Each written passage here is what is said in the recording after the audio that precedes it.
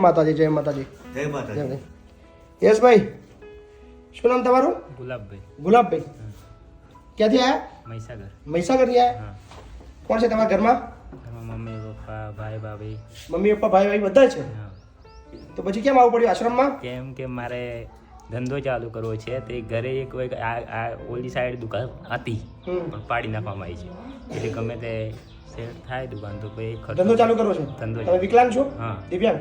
શું તકલીફ છે તમને? બંને પગે બંને પગ તમારા છે બતાવો. ને તો ઊભું થવા તો નહીં તમારથી?